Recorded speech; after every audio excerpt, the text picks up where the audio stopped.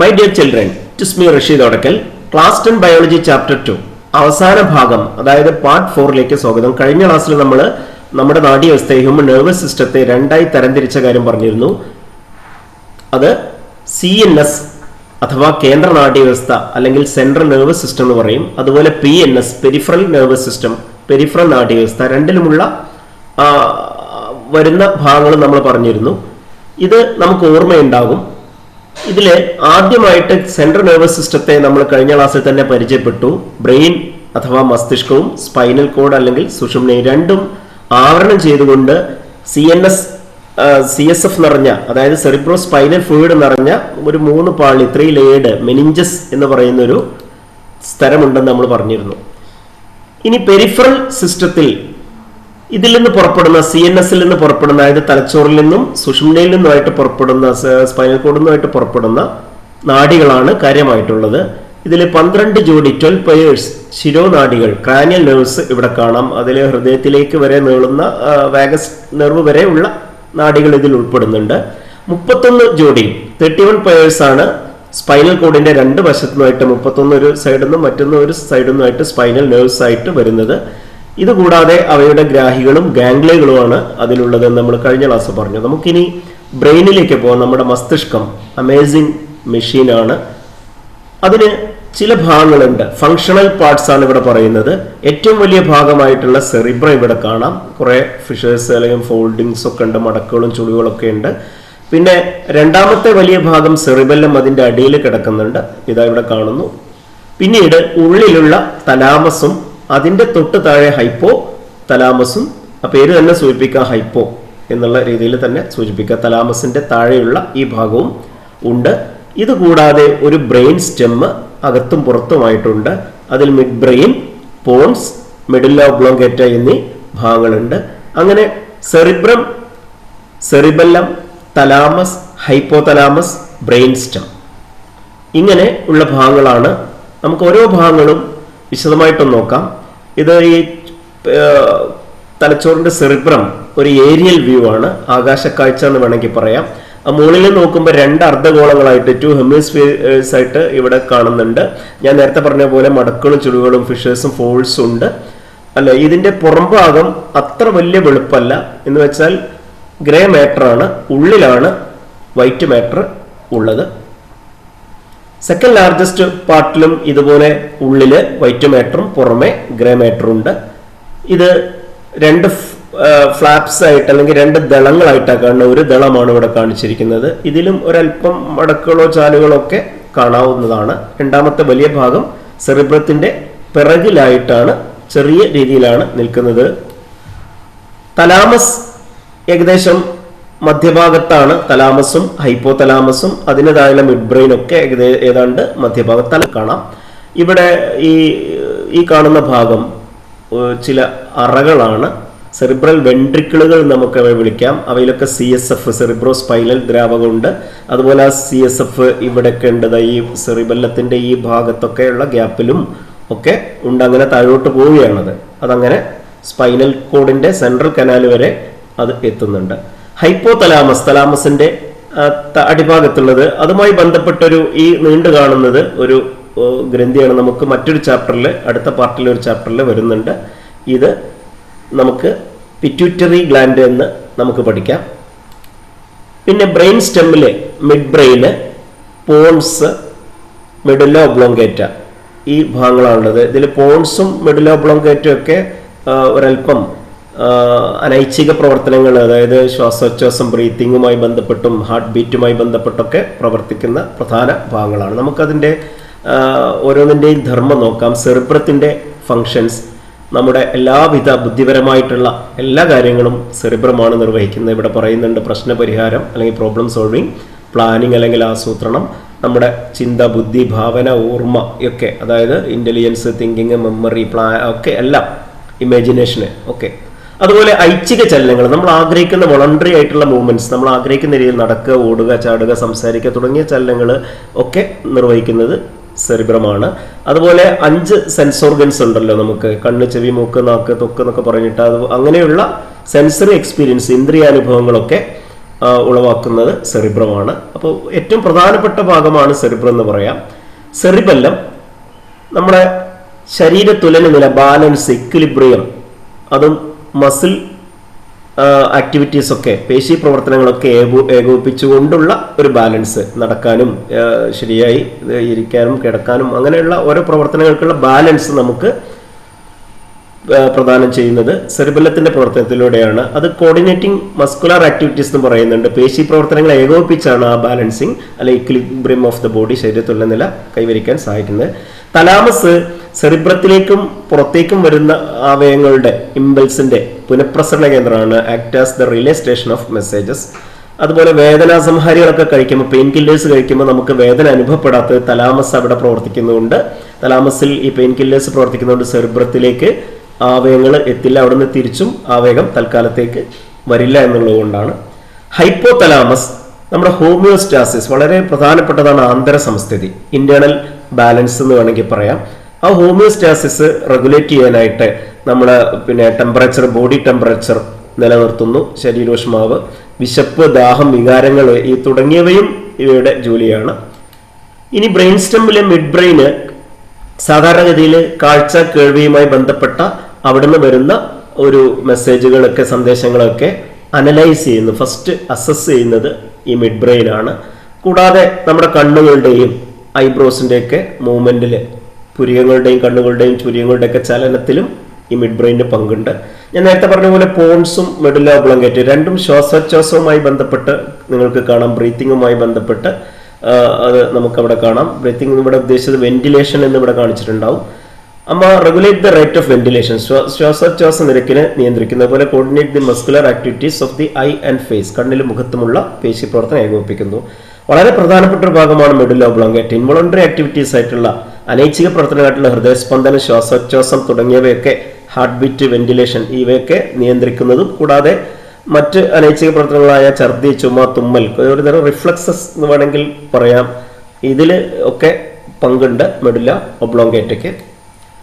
നമുക്കിനി spinal cord, CNS-ലെ, കേന്ദ്ര നാഡീവ്യവസ്ഥയിലെ, central nervous സിസ്റ്റത്തിലെ രണ്ടാമൻ സ്പൈനൽ കോഡിലേക്ക് പോവാം. ഇതതിന്റെ സ്പൈനൽ കോഡിന്റെ ഈ ഭാഗം ഡോർസൽ സൈഡും ഉള്ളിലുള്ളത് വെൻട്രൽ സൈഡും ആണെന്ന് കരുതുക, മുതുകുവശവും ഉൾവശവുമാണെന്ന് കരുതുക. കാരണം അത് കരുതേണ്ട കാര്യമുണ്ട്. നമുക്ക് സുഷുമ്നയിൽ നിന്ന് 31 പേഴ്സ്, 31 ജോഡി സുഷുമ്ന നാഡികൾ ഇങ്ങനെ ഓരോ കശേരുവിന്റെ, കാർട്ടിലേജിന്റെ ഉള്ളിൽ നിന്നുമായിട്ട് ഇടന്നായിട്ട് ഇങ്ങനെ വരുന്നത് കാണാം. അത് ഇതിപ്പോ സ്പൈനൽ കോഡ് ഇതാണ്, ഇതിന്റെ ഉള്ളിലൂടെ പോകുന്നത്. ഈ 3 ലെയർ അറിയാമല്ലോ, ഇത് മെനിഞ്ചസ് ആണ്. ഇതിന്റെ ഏറ്റവും ഉള്ളിലെയും മധ്യപാളിയിലെയും നടുക്കുള്ള പാളിയിലിന്റെ ഇടയിലാണ് CSF ഉണ്ടാവുക. അതിന്റെ പുറത്ത് ബ്ലഡ് വെസലിലെ ബ്ലഡുമാണ് ഉണ്ടാവുക. ബ്ലഡിൽ നിന്നുണ്ടാവുന്ന CSF, അങ്ങനെയുള്ള ഈ കവറിങ് കഴിഞ്ഞാൽ, ഈ മെനിഞ്ചസ് കഴിഞ്ഞാൽ ഉള്ളിലുള്ള ഇതാണ് സ്പൈനൽ കോഡ്. ഇത് അതിന്റെ ഡോർസൽ സൈഡായിട്ട്, ഇത് വെൻട്രൽ സൈഡായിട്ടും കരുതിയാൽ, സ്പൈനൽ കോഡിന് പുറത്ത് നമ്മുടെ സെറിബ്രത്തിൽ നിന്നും സെറിബെല്ലത്തിൽ നിന്നും വ്യത്യസ്തമായിട്ടുള്ള കാര്യം എന്താ വെച്ചാൽ, അവയ്ക്ക് പുറത്ത് ഗ്രേ മാറ്റർ ആയിരുന്നെങ്കിൽ ഇവിടെ സ്പൈനൽ കോഡിന് സുഷുമ്നയ്ക്ക് പുറത്ത് വൈറ്റ് മാറ്റർ ആണ്. ഉള്ളിലാണ് ഈ കളേർഡ് ആയിട്ടുള്ള, യെല്ലോയിഷ് കളേർഡ് ആയിട്ടുള്ള ഭാഗമാണ് അതിന്റെ ഗ്രേ മാറ്റർ. അപ്പൊ ഈ ഗ്രേ മാറ്ററിൽ നിന്നാണ് ഈ നാഡികളൊക്കെ പോകുന്നത്. അത് 2 റൂട്ടിലൂടെയാണ് ഈ പുറത്തുകൂടെ വരുന്നത്. ഈ 2 സൈഡിലുള്ള പുറത്തുകൂടെ ഇപ്പുറത്തുകൂടെ ആയിട്ട് വരുന്ന ഡോർസൽ റൂട്ട്. അതിൽ it contain only sensory neurons, sensory സംവേദ ന്യൂറോണുകൾ മാത്രമേ അതിലുണ്ടാവുള്ളൂ. ഉള്ളിൽ നിന്ന് ഇവിടെ നിന്ന് വരുന്ന, ഈ ഭാഗത്ത് നിന്ന് വരുന്ന, അതാണ് ഇവിടെ കാണിച്ചിരിക്കുന്നത്. അത് വെൻട്രൽ സൈഡിൽ നിന്ന് വരുന്നതുകൊണ്ട് വെൻട്രൽ റൂട്ട് എന്ന് പറഞ്ഞിട്ട് കണ്ടെയ്ൻ ഓൺലി മോട്ടോർ ന്യൂറോൺസ്. അതിൽ പ്രേരക നാഡികൾ മാത്രമേ ഉള്ളൂ, പ്രേരക ന്യൂറോണുകൾ മാത്രമേ ഉള്ളൂ. അങ്ങനെ ഈ ഡോർസൽ റൂട്ടിലൂടെയും വെൻട്രൽ റൂട്ടിലൂടെയും വരുന്ന, അതായത് ഇവിടെ വ്യക്തമായിട്ട് കാണിച്ചിട്ടുണ്ട്, ഡോർസൽ റൂട്ടിലൂടെയും വെൻട്രൽ റൂട്ടിലൂടെയും വരുന്ന ന്യൂറോണുകൾ ചേർന്ന് ആണ് സ്പൈനൽ നെർവ്സ് ഉണ്ടാവുന്നത്. ഇതുപോലെ ഇപ്പുറത്തേക്കും. അങ്ങനെ ഇതൊരു ജോഡി, ഇവിടെ 2 ജോഡിയാണ് മൊത്തം ഈ ചിത്രത്തിൽ കാണിച്ചിരിക്കുന്നത്. അങ്ങനെ ഡോർസൽ റൂട്ട്, വെൻട്രൽ റൂട്ട് ചേർന്നിട്ടാണ് ഇതുണ്ടാവുന്നത്. സുഷുമ്ന എന്ന് പറയുന്നത്, സ്പൈനൽ കോഡ് എന്ന് പറയുന്നത് ഈ റിലേ സ്റ്റേഷൻ തന്നെയാണെന്ന് പറയാം. നമ്മുടെ മസ്തിഷ്കത്തിലേക്ക്, ബ്രെയിനിലേക്ക് അങ്ങോട്ടും ഇങ്ങോട്ടും വരുന്ന മെസ്സേജിനെ ട്രാൻസ്മിറ്റ് ചെയ്യാണ്. അതാണ് ഇവിടെ പറഞ്ഞത്, transmit message two and fro different parts of the body and brain. അതിൽ അങ്ങോട്ടും ഇങ്ങോട്ടുമാണ് അത് കൊണ്ടുപോകുന്നത്. ഇത് നമ്മൾ പറഞ്ഞു കഴിഞ്ഞു. ഡോർസൽ റൂട്ട് സെൻസറി ന്യൂറോൺ ആണ്, സംവേദ ന്യൂറോൺ ആണ്, വെൻട്രൽ റൂട്ട് പ്രേരക ന്യൂറോൺ ആണ്. ഈ കാര്യം മറന്നു പോകരുത്. ഇവിടെ ഈ നടുവിലുള്ള സെൻട്രൽ കനാലില് ഈ ഒരു ചാല് പോലുള്ള ചെറിയ ഈ കനാലില് അതിൽ CSF സെറിബ്രോ സ്പൈനൽ ഫ്ലൂയിഡ് ആണ് നിറഞ്ഞിരിക്കുന്നത്. അപ്പൊ ഇവിടെ ഡോർസൽ റൂട്ടിന്റെ അതിൽ since they contain only sensory neuron, എന്തായിരിക്കും അതിന്റെ function? Transmit the message to the spinal cord, അങ്ങോട്ട്, അതായത് സെൻസറി ഓർഗൻസ് നിന്ന് അങ്ങോട്ട് ഇങ്ങോട്ട് വിവിധ ഇന്ദ്രിയങ്ങളിൽ, ജ്ഞാനേന്ദ്രിയങ്ങളിൽ നിന്നൊക്കെ, വിവിധ അവയവങ്ങളിൽ നിന്നൊക്കെ ഇങ്ങോട്ട് കൊണ്ടുവരലാണ്. എന്നാൽ മറിച്ച് ഇപ്പുറത്തുള്ള ഇതിന്, ഈ വെൻട്രൽ റൂട്ടിന്, അത് ഡിഫറെന്റ് ബോഡി പാർട്സിലേക്ക് തിരിച്ച് കൊണ്ടുപോകുന്ന ഫംഗ്ഷനാണുള്ളത്. ഞാൻ ഇത്തിരി സ്പീഡിൽ പോകുന്നത് ഇത് ഒരുപാട് ഉണ്ട്, ഇത് തീർക്കേണ്ടതുണ്ട്, ഇനി മറ്റൊരു പാർട്ടിലേക്ക് എത്താൻ കഴിയില്ല എന്നുള്ളത് കൊണ്ടാണ്. നമുക്ക് സ്പൈനൽ കോഡിന്റെ ഫംഗ്ഷൻ നമ്മൾ പറഞ്ഞു കഴിഞ്ഞു. കൂടാതെ റിഫ്ലക്സ് ആക്ഷൻസ്, ചില റിഫ്ലക്സ് പ്രവർത്തനങ്ങളും കഴുത്തിനും അതിന്റെ താഴേക്കുമുള്ള എല്ലാ ഭാഗത്തെയുള്ള റിഫ്ലക്സ്, പൊടുന്നനെയുള്ള സ്പോണ്ടേനിയസ് ആയിട്ടുള്ള ഒരു റിയാക്ഷനാണ് ബോഡിയുടെ, നമ്മൾ അറിയാതെ നടക്കുന്ന ഇൻവോളണ്ടറി ആക്ഷനാണ് അത്. ആ ഒരു റിഫ്ലക്സ് ആക്ഷൻ നിർവഹിക്കാനും ഈ സ്പൈനൽ കോഡിന് കഴിയും. അപ്പൊ നമ്മൾ നാഡികളെ കുറിച്ച് പറഞ്ഞു. നാഡികൾ എന്ന് പറയുമ്പോൾ കുറെ ന്യൂറോൺസ്, ഗ്രൂപ്പ് ഓഫ് ന്യൂറോൺസ് ആണ്. പ്രത്യേകിച്ച് ന്യൂറോൺസിന്റെ ആ നീണ്ട ഭാഗങ്ങൾ ആക്സോൺസ് ആവാം, ചിലപ്പോൾ ഡെൻഡ്രോൺസ് ആവാം. അവ കവേർ ചെയ്തുകൊണ്ട്, കവേർഡ് ആയിട്ട് ഒരു കണക്റ്റീവ് ടിഷ്യൂ കൊണ്ട് അല്ലെങ്കിൽ യോജകലയുടെ പാളയിൽ പൊതിഞ്ഞ് കാണപ്പെടുന്നതാണ് നാഡി. ഇതിപ്പോൾ ഒരു നെർവാണ്, അതായത് മറ്റൊരു നെർവ്. അതിൻ്റെ ഉള്ളിൽ കുറെ ബണ്ടിൽസ് ആയിട്ട്, ഇത് ചിലപ്പോൾ മുഴുവൻ ബണ്ടിൽസിന്റെ ഉള്ളിലും കാണുന്ന ന്യൂറോൺസ്, ഈ ന്യൂറോണുകളുടെ ഈ ഭാഗം ആക്സോൺ ആവാം, ചിലതിൽ ആക്സോൺ ഉള്ളതുണ്ടാവും, ഡെൻഡ്രോൺ ഉണ്ടാവും. അങ്ങനെയാണെങ്കിൽ ഇത് മിക്സഡ് നെർവായിരിക്കും. ആക്സോൺസ് മാത്രം ഉണ്ടെങ്കിൽ അത് മോട്ടോർ നെർവും, മറിച്ച് ഡെൻഡ്രോൺസ് മാത്രമാണെങ്കിൽ ഉള്ളതാണെങ്കിൽ അത് ഈ ഒരു നാഡി നമുക്ക്, ഈ നെർവിനെ നമുക്ക് ഒരു സെൻസറി നെർവായിട്ട് പറയാൻ കഴിയും. രണ്ടും കൂടിയുള്ള ബണ്ടിലാണ് ഇത് കാണുന്നതെങ്കിലാണ് മിക്സഡ് നെർവ്. അങ്ങനെ നാഡികൾ നമ്മൾ വരുന്നുണ്ട്, നമുക്കത് പറയാം. നാഡികളിലൂടെ കടന്നു പോകുന്ന മെസ്സേജിന്, ആ സന്ദേശത്തെ ആവേഗ അല്ലെങ്കിൽ ഇമ്പൾസ് എന്ന് പറയും. ഇലക്ട്രിക്കൽ മെസ്സേജ് ആണ്. അതെങ്ങനെ ഉണ്ടാവുന്നു എന്നുള്ളത് നമുക്ക് നോക്കാം. സാധാരണഗതിയിൽ ഈ ഇതിന്റെ ഡെൻഡ്രൈറ്റ്സിന്റെ അല്ലെങ്കിൽ ഡെൻഡ്രോണിന്റെ ഒക്കെ പുറത്ത്, പ്ലാസ്മ മെംബ്രെയിനൊക്കെ പുറത്ത് പോസിറ്റീവ് അയോൺസും അകത്ത് ആ മെംബ്രെയിനിന്റെ ഉള്ളിൽ നെഗറ്റീവ് അയോൺസുമാണ് ഉണ്ടാവുക. അങ്ങനെ ഈ ഒരു ഇത് സ്വാഭാവികമായിട്ടുള്ളതാണ്. പക്ഷെ ഒരു ഇമ്പൾസ് എവിടെയെങ്കിലും, സ്റ്റിമുലസ് എവിടെയെങ്കിലും, ഒരു ഉദ്ദീപനം എവിടെയെങ്കിലും ഏൽക്കുമ്പോൾ, ഇവിടെ എവിടെയെങ്കിലും ഉദ്ദീപന സ്റ്റിമുലസ് ഏറ്റു കഴിഞ്ഞാൽ ആ ഭാഗത്തുള്ള, ആ ഏറ്റ ഭാഗത്തുള്ള പോസിറ്റീവ് അയോൺസ് ഉള്ളിലേക്ക് പോകും, അല്ലെ? When stimulated the ionic equilibrium, അല്ലെങ്കിൽ ആ ഒരു ചാർജിന്റെ പൊട്ടൻഷ്യൽ, പിന്നെ പൊളാരിറ്റി, ആ ഒരു ഭാഗം ചേഞ്ച് ചെയ്തിട്ട് പൊട്ടൻഷ്യൽ ഡിഫറൻസ് ഇവിടെ വരികയാണ് ചെയ്യുന്നത്.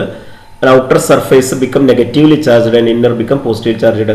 അത് പോസിറ്റീവ് ചാർജ് അകത്തേക്ക് പോവും, മറ്റത് നെഗറ്റീവ് ചാർജ് പുറത്തേക്ക് വരും. അപ്പോൾ ഇവിടെ ഒരു ഡിഫറൻസ്, പൊട്ടൻഷ്യൽ ഡിഫറൻസ് വന്നു. ആ ചാർജ് വ്യതിയാനം, ആ ഡിഫറൻസ് ആണ് അടുത്തേക്ക് വ്യാപിച്ച് അങ്ങനെ അത് പെട്ടെന്ന് ഒരു ആവേഗമായിട്ട്, ഇമ്പൾസ് ആയിട്ട് പ്രേഷണം ചെയ്യപ്പെടും. അങ്ങനെ ആ ഇമ്പൾസ് ഡെൻഡ്രൈറ്റ്സ് നിന്ന് ഡെൻഡ്രോണിലേക്ക്, പിന്നെ സൈറ്റോണിലേക്ക്, അതായത് കോശരീരത്തിലേക്ക്, പിന്നെ ആക്സോണൈറ്റിലേക്ക്, സിനാപ്റ്റിക് നോബിലേക്ക് എത്തുമ്പോൾ നമ്മൾ നേരത്തെ പറഞ്ഞിട്ടുണ്ട്, ആ സിനാപ്റ്റിക് നോബിൽ നിന്നും ചെറിയ ന്യൂറോ ട്രാൻസ്മിറ്റർ അല്ലെങ്കിൽ നാഡീയ പ്രേഷകമാണ് ഉണ്ടാവുക.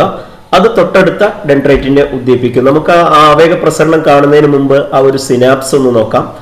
ഒരു രണ്ട് ന്യൂറോണുകൾ തമ്മിലോ അല്ലെങ്കിൽ ഒരു ന്യൂറോണും മറ്റേതെങ്കിലും ഒരു സെല്ലും തമ്മിലുള്ള ബന്ധമാണ് ആ ഒരു junction between either two neurons or a neuron with a muscle cell or a neuron with glandular cell. അങ്ങനെ ആ ഗ്രന്ഥികോശങ്ങളുമായൊക്കെ ഉള്ള ആ ഒരു ഗ്യാപ്പാണ്, ആ ബന്ധമാണ് സിനാപ്സ്. അതിന്റെ ഇടയിൽ ചെറിയൊരു ഗ്യാപ്പ് ഉണ്ടാവും. ഈ സിനാപ്സില് പ്രീ സിനാപ്റ്റിക് നോബ് അല്ലെങ്കിൽ നമ്മൾ നേരത്തെ പറഞ്ഞ സിനാപ്റ്റിക് നോബുകൾ, അവിടെയാണ് ന്യൂറോ ട്രാൻസ്മിറ്റേഴ്സ് ഉണ്ടാവാനുള്ള, നാഡീയപ്രേഷണം ഉണ്ടാവാനുള്ള വെസിക്കിൾസ് ഇവിടെ ഉണ്ടാവുന്നത്. അതിൽ നിന്ന് ന്യൂറോ ട്രാൻസ്മിറ്റർ ഇങ്ങോട്ട് വരും. അപ്പൊ തൊട്ടടുത്ത ഡെൻഡ്രൈറ്റിന്റെ ഭാഗം അല്ലെങ്കിൽ സെല്ലിന്റെ ഭാഗം, അത് നമുക്കിപ്പോൾ പോസ്റ്റ് സിനാപ്റ്റിക് നോബ് എന്ന് വിളിക്കാം. അതിനെ ഇത് ഉത്തേജിപ്പിച്ച് അവിടെ ആ പ്രവർത്തനം സ്റ്റിമുലേറ്റ് ചെയ്യണം, അല്ലെങ്കിൽ ഇമ്പൾസ് അവിടെ ഉണ്ടാവുകയാണെങ്കിൽ അങ്ങനെ ആ രീതിയിൽ അതിനെ ആക്ടിവേറ്റ് ചെയ്യിപ്പിക്കും. ഇവിടെ ചെറിയൊരു ഗ്യാപ്പ് ശ്രദ്ധിക്കുക. ഇതാണ് സിനാപ്റ്റിക് ക്ലഫ്റ്റ് അല്ലെങ്കിൽ സിനാപ്റ്റിക് വിടവ്. നേരെ ഒട്ടി നിൽക്കുന്നില്ല എന്നർത്ഥം. അപ്പൊ ഇവിടെ impulse, when impulse reaches the pre synaptic knob, ഈ സിനാപ്റ്റിക് നോബിൽ എത്തുമ്പോൾ neuro transmitters released into the synaptic cleft. ഈ സിനാപ്റ്റിക് വിടവിലേക്ക് അസറ്റൈൽ കൊളൈൻ പോലെയുള്ള ഒരു ഉദാഹരണമാണ്. അസറ്റൈൽ കൊളൈൻ മാത്രമല്ല, ഒരുപാടെണ്ണം ഉണ്ട് നമ്മുടെ ശരീരത്തിൽ. ഇങ്ങനെയുള്ള കെമിക്കല് ഈ സിനാപ്റ്റിക് വിടവിലേക്ക് സ്രവിക്കപ്പെടുകയും അത് അടുത്ത ഭാഗത്തേക്ക്, ഈ സിനാപ്റ്റിക് നോബുമായി ചേർന്നതിന് പോസ്റ്റ് സിനാപ്റ്റിക് നോബ് നമ്മൾ വിളിക്കുന്നു, അത് നെ ഉത്തേജിപ്പിക്കുകയും ചെയ്യുകയാണ് ചെയ്യുന്നത്. ഈ ഒരു ട്രാൻസ്മിഷൻ നടക്കുമ്പോൾ നമുക്ക് നേരത്തെ നമ്മൾ സുഷുമ്നയിലെ നാഡി കണ്ടല്ലോ. അപ്പൊ CNS, സെൻട്രൽ നെർവസ് സിസ്റ്റത്തിന്റെ ഭാഗമാണ് സുഷുമ്ന. അതിൽ നിന്ന് പുറപ്പെടുന്ന ഒരു സുഷുമ്ന നാഡിയാണ് ഇതെന്ന് വിചാരിച്ചാൽ മതി. ഇവിടെ റിസപ്റ്ററിൽ നിന്നും ഒരു ന്യൂറോൺ, അതിന്റെ ഡെൻഡ്രൈറ്റ്സിന്റെ പാർട്ട് ഇവിടെ കാണിച്ചിരിക്കുന്ന ആ റിസപ്റ്ററായിട്ട് ആക്ട് ചെയ്യുന്ന, പുസ്തകത്തിൽ ഈ ചിത്രം തിരിഞ്ഞാണ് കിടക്കുന്നത്, ഞാനത് ഇവിടെ തിരിച്ചിട്ടുണ്ട്. ഈ ഭാഗമല്ല, ഈ ഭാഗം പുസ്തകത്തിൽ ഈ ഭാഗം ഇപ്പൊ ഞാൻ കാണിച്ചിരിക്കുന്ന ഈ ഭാഗം ഇവിടെയാണ് വന്നിരിക്കുന്നത്, ഞാൻ ഈ തിരിച്ചിട്ടിരിക്കുകയാണ്. അപ്പൊ റിസപ്റ്ററായിട്ട് വർക്ക് ചെയ്യണ ഇവിടെ അത് ഉദ്ദീപനം സ്റ്റിമുലസ് ഉണ്ടായി ആ ഗ്രാഹികൾ ഈ റിസപ്റ്റേഴ്സിൽ നിന്ന് ഇമ്പൾസ് ഉണ്ടായാലും ഇങ്ങനെ ഡെൻഡ്രോണിലൂടെ, ഇത് ഡെൻഡ്രോൺ ആണ്, സൈറ്റോണിലെത്തി, അതായത് കോശരീരത്തിലെത്തി, അവിടുന്ന് ആക്സോണിലേക്ക് എത്തി. ഇത് സിനാപ്റ്റിക് നോബുള്ള ഭാഗത്ത് നിന്ന്, പിന്നെ നമ്മൾ സിനാപ്സ് എന്ന് പറയുന്നത് ഇവിടെ ഒരു സിനാപ്സ് ഉണ്ടല്ലോ, സിനാപ്റ്റിക് ക്ലഫ്റ്റ് ഉണ്ടല്ലോ, ഈ ഭാഗം സിനാപ്സ് ആണല്ലോ. അപ്പോൾ അവിടേക്ക് പോയി ഇന്റർന്യൂറോൺ എന്ന് പറയുന്നത് സെൻട്രൽ നെർവസ് സിസ്റ്റത്തിന്റെ, ഇപ്പൊ സുഷുമ്നയാണെങ്കിൽ സ്പൈനൽ കോഡ് ആണെങ്കിൽ സ്പൈനൽ കോഡിന്റെ ഭാഗം, സെറിബ്രം ആണെങ്കിൽ സെറിബ്രത്തിന്റെ ഉള്ളിലെ ഒരു ന്യൂറോൺ, അതാണ് ഇന്റർന്യൂറോൺ ആക്ട് ചെയ്യുന്നത്. അതിലേക്ക് വന്ന് അതിന്റെ ആക്സോണൈറ്റിൽ എത്തുമ്പോൾ കണ്ടോ ഇവിടെ വേറൊരു സിനാപ്സ് ഉണ്ട്, അത് പിന്നീട് ഇവിടുന്ന് മറ്റൊരാൾ ഏറ്റുവാങ്ങുന്നു. അത് പിന്നീട് ഇങ്ങോട്ട് ആക്സോണിലൂടെ മോട്ടോർ ന്യൂറോൺ അടങ്ങിയ മോട്ടോർ ന്യൂറോണിന്റെ ആ ഒരു ആക്സോണിലൂടെ ഇങ്ങോട്ട് പോകുന്നു, അത് വിവിധ പേശികളിലേക്ക് എത്തുന്നു. ഇത് ഒരെണ്ണമേ ഇവിടെ കാണിച്ചില്ലെങ്കിൽ ഒരുപാട് എണ്ണം ഉണ്ടാവും ഇത്. അതായത് ഇത് സെൻസറി നെർവ് ആണെങ്കിൽ ഇത് മോട്ടോർ നെർവായിട്ട് തന്നെ ഉണ്ടാവും. ഇത് ഓരോ ന്യൂറോണായി കാണിച്ചിട്ടുള്ളൂ. ഇടക്കുള്ള ന്യൂറോൺ ഇവിടെയുണ്ട്. അപ്പൊ ഈ ഭാഗം, ഈ മഞ്ഞ നിറത്തിൽ കിടക്കുന്ന PNS എഴുതിയുണ്ട്, അത് പെരിഫറൽ നെർവസ് സിസ്റ്റത്തിന്റെ ഭാഗമാണ്, നാഡികൾ എന്നറിയാനാണ്. ഇത് സൂചിപ്പിക്കുന്നത് ഒന്നുകിൽ ബ്രെയിനിലെ കോശം, അതല്ലെങ്കിൽ സ്പൈനൽ കോഡിലെ സുഷുമ്നയിലെ ന്യൂറോണാണ് ചിത്രിക്കുന്നത്. അങ്ങനെ 3 രീതിയിൽ സെൻസറി ന്യൂറോൺ, സംവേദ ന്യൂറോൺ, ഇന്റർ ന്യൂറോൺ, അതുപോലെ മോട്ടോർ ന്യൂറോൺ അല്ലെങ്കിൽ പ്രേരക ന്യൂറോൺ എന്നിങ്ങനെ 3 തരം ന്യൂറോൺസ് ഉണ്ട്. അതനുസരിച്ച് നാഡികളെ നമ്മൾ 3ആയിട്ട് തരംതിരിച്ചിട്ടുണ്ട്. നേരത്തെ ഞാൻ പറഞ്ഞതാണ്, അതായത് ഈ സെൻസറി നെർവ് അതിൽ സംവേദ ന്യൂറോൺ മാത്രമേ ഉണ്ടാവുള്ളൂ. അത് പറഞ്ഞു കഴിഞ്ഞാണ് ഓർഗനിൽ നിന്ന്, അവയവങ്ങളിൽ നിന്ന് കേന്ദ്രനാഡികളിലേക്ക്, സെൻട്രൽ നെർവസിലേക്കാണ് പോകുന്നത്. തിരിച്ച് അവയിൽ നിന്ന് അവയവങ്ങളിലേക്ക് പോകുന്നത് പ്രേരക നാഡികൾ മാത്രമുള്ള, അല്ലെ, മോട്ടോർ ന്യൂറോൺസ് മാത്രമുള്ള, പ്രേരക ന്യൂറോൺ മാത്രമുള്ള പ്രേരക നാഡിയിലൂടെയാണ്, മോട്ടോർ നെർവിലൂടെയാണ്.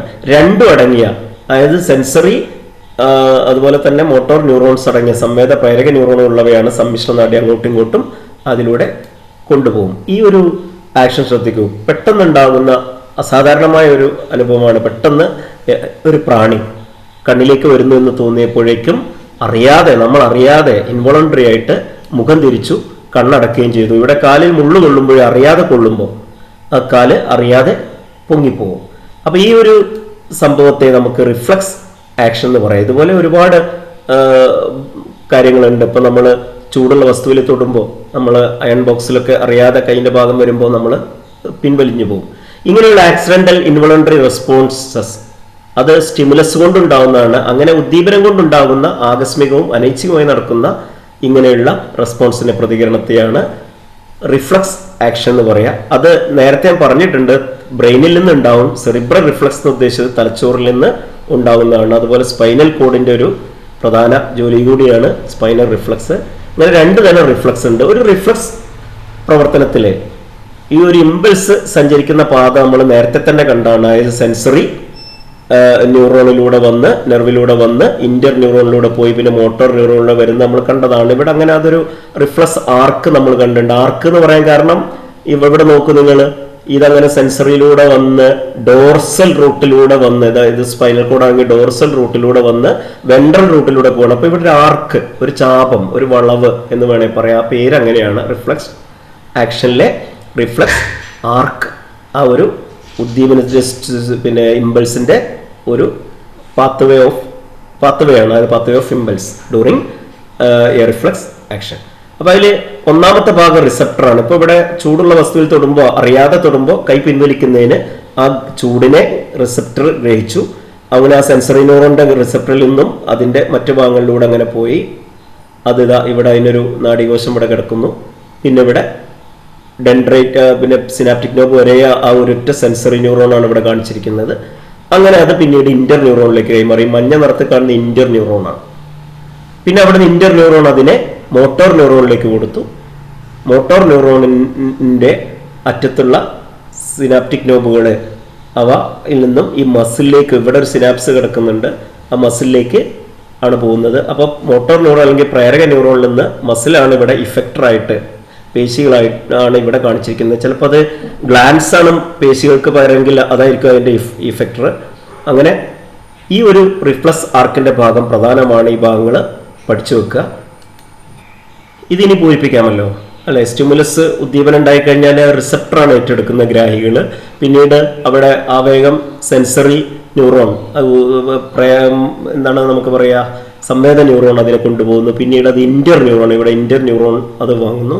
പിന്നീട് മോട്ടോർ ന്യൂറോൺ അല്ലെങ്കിൽ പ്രേരക ന്യൂറോൺ അത് കൈമാറുന്നതിലേക്ക് കൈമാറുന്നു. പിന്നെ ഇഫക്ടറായിട്ടുള്ള പേശികളോ അതായത് മസിലോ മറ്റോ ആണ് ഇവിടെ വരിക. അങ്ങനെ റിഫ്ലക്സ് ആർക്ക് നമുക്ക് പൂരിപ്പിക്കാൻ കഴിയും. ഇനി മറ്റു ചില പ്രവർത്തനങ്ങളുണ്ട് അറിയാതെ തന്നെ നടക്കുന്ന. ഇപ്പോൾ ഈ ഒരു രംഗത്ത് നിങ്ങൾ നോക്കൂ, ഈ ഒരു അറിയാതെ പെട്ടെന്ന് ഒരു ബാർക്കിംഗ് ഡോഗിന് മുമ്പിൽ, കുറയ്ക്കുന്ന പട്ടിക്ക് മുമ്പിൽ വരുമ്പോൾ ഉണ്ടാവുന്ന ഇയാൾക്കുണ്ടാവുന്ന ആ ഒരു ഫിസിക്കൽ ചേഞ്ച് നോക്കൂ. അയാൾക്ക് പേടിക്കുന്നുണ്ടാവും അല്ലേ, സംസാരിക്കാൻ ചിലപ്പോൾ കഴിയില്ല, അനങ്ങാൻ ചിലപ്പോൾ കഴിയില്ല, വിയർപ്പൊക്കെ കൂടും, ശരീരോഷ്മ ഹാർട്ട് ബീറ്റൊക്കെ കൂടും. ഇതൊക്കെ നമുക്കറിയാലോ. ഇത് മറ്റൊന്ന് ഒരു ഇന്റർവ്യൂവിൽ വരുമ്പോഴോ അല്ലെങ്കിൽ ഒരു സ്റ്റേജ് ഫിയർ ഒക്കെ ഉള്ള ഒരു സ്റ്റേജിലൊക്കെ അവതരിപ്പിക്കുമ്പോഴൊക്കെ ഇതുപോലെ സംഭവിക്കാറുണ്ട്. ഈ പ്രവർത്തനങ്ങൾ കൺട്രോൾ ചെയ്യാൻ ഈ ചില ശിരോനാഡികളും അതായത് ക്രാനിയൽ നെർവ്സും ചില സുഷുമ്നാ നാഡികൾ അല്ലെങ്കിൽ സ്പൈനൽ നെർവ്സുമാണ് ഇതിൽ ഇൻവോൾവ്ഡ് ആയിട്ടുണ്ടാവുക, ആട്ടോണമസ് സിസ്റ്റത്തിൽ ഉണ്ടാവുക.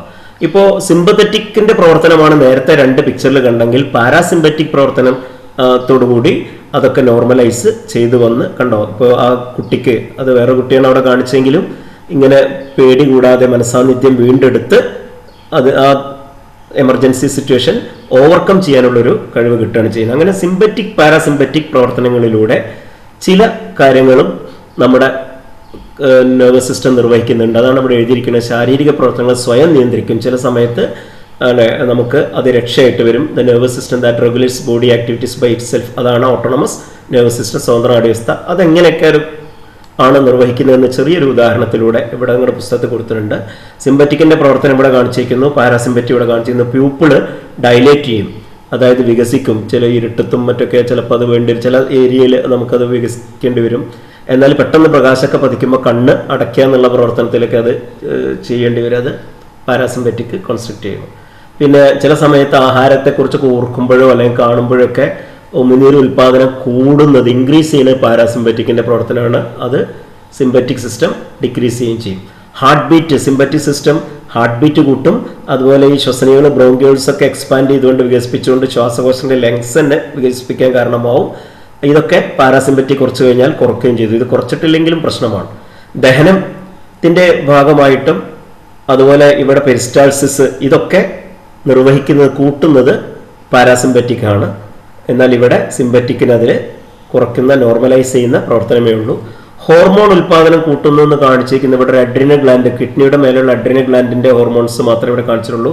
അത് ഹോർമോൺ പ്രൊഡക്ഷൻ കൂട്ടുന്നത്, വർദ്ധിപ്പിക്കുന്നത് സിമ്പറ്റിക് ആണെങ്കിലും പാരാസിമ്പറ്റിക്കിൽ അതിൽ പ്രത്യേക റോളൊന്നും ഇവിടെ കൊടുത്തിട്ടില്ല. അതാണ് ഇവിടെ ഒരു ഡാഷ് ഇട്ടത്. ഇങ്ങനെ ഈ റീറ്റെയിൻ യൂറിൻ, അതായത് മൂത്രം തടഞ്ഞു നിർത്തുന്നു എന്നുള്ള യൂറിനറി ബ്ലാഡറിന്റെ, അതുപോലെ ശൂന്യമാക്കപ്പെടുന്നു, എംപ്റ്റി ചെയ്യുന്നു പാരാസിമ്പറ്റിക്കിന്റെ, ഇത് പലർക്കും സംശയമാണ്. ഇവിടെ ഈ മൂത്രം തടഞ്ഞു നിർത്തുക എന്ന് പറഞ്ഞാൽ ഈ യൂറിനറി ബ്ലാഡറിനകത്ത്, മൂത്രാശയത്തിനകത്ത് ഒരു എന്തുണ്ട്, നമ്മുടെ ഒരു മസിലുണ്ട്. അതായത് ഈ ഒരു മസില്, അതുപോലെ ഇവിടെ ഒരു സ്ഫിങ്ക്ചർ മസിലുണ്ട്. സിമ്പറ്റിക് സിസ്റ്റം എന്താണ് ചെയ്യുന്നത്? Sympathetic system promotes urine storage by inhibiting the bladder muscle contraction. ഈ ബ്ലാഡർ മസിലിന്റെ ചുരുങ്ങുന്നത് ഇൻഹിബിറ്റ് ചെയ്തുകൊണ്ട്, പ്രതിരോധിച്ചുകൊണ്ട് അല്ലെങ്കിൽ തടഞ്ഞുകൊണ്ടാണ് അത് ചെയ്യുക. അതുപോലെ തന്നെ സ്റ്റിമുലേറ്റിംഗ് ദ യൂറിത്രൽ സ്ഫിങ്ക്ചർ, ഈ യൂറിത്രയുടെ മൂത്രനാളിയുടെ തുടക്കത്തിലുള്ള ഈ ഇന്റേണൽ സ്ഫിങ്ക്ചറിന്റെ അതിനെ സ്റ്റിമുലേറ്റ് ചെയ്ത് ഉദ്ദീപിച്ചുകൊണ്ട് അതിനവിടെ പിടിച്ചു നിർത്തും. മൂത്രത്തെ എങ്ങനെ പിടിച്ചു നിർത്തും? എന്നാൽ നേരെ ഓപ്പോസിറ്റാണ് ഇത്. ഈ പാരാസിമ്പറ്റിക് സിസ്റ്റം വർക്ക് ചെയ്യുമ്പോൾ ഈ ഒരു ഉള്ളിലുള്ള എന്താ പറയുക മസില്, അതിന് ഡെക്സ്ട്രസ് മസിൽസ് എന്താണ് പറയുക എന്നാണ് എൻ്റെ ഓർമ്മ. ആ ഒരു മസിലിനെ സ്റ്റിമുലേറ്റ് ചെയ്യും, അല്ലെങ്കിൽ അതിനെ ഉത്തേജിപ്പിക്കും. അതുപോലെ ഈ ചങ്ങാതിയെ നേരെ തിരിച്ച് അത് ഇൻഹിബിറ്റ് ചെയ്യുകയും ചെയ്യും. അങ്ങനെ ഇതിൻ്റെ പിടുത്തം ഒഴിവാക്കുകയും ചെയ്യും. ഈ രീതിയിൽ ഇതിനെ റിലാക്സ് ചെയ്യിപ്പിച്ചിട്ട് മൂത്രം കളയാനാണ് പാരാസിമ്പറ്റിക് ചെയ്യുക.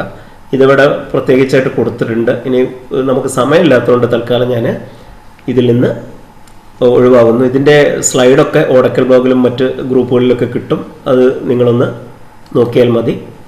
നമുക്ക് നമ്മുടെ ആരോഗ്യകരമായ പറയുകയാണെങ്കിൽ, ആരോഗ്യം നിലനിർത്തേണ്ട കാര്യം പറയുകയാണെങ്കിൽ, നമ്മുടെ നെർവസ് സിസ്റ്റം, നാഡീവ്യവസ്ഥയുടെ ആരോഗ്യം പ്രധാനമാണ്. ഈ കാര്യങ്ങളൊക്കെ ചെയ്യുക. ഒരു പുസ്തകത്തിൽ ഒരു ചെറിയൊരു ഭാഗം കൊടുത്തിട്ടുണ്ട്. പുകവലി, മദ്യപാനം, മയക്കുമരുന്ന് ഉപയോഗം തുടങ്ങിയ ശീലങ്ങൾ ഒഴിവാക്കണം. Avoid habits such as smoking, alcohol, അതുപോലെ ഡ്രഗ് അബ്യൂസ് ഒക്കെ ഒഴിവാക്കുക.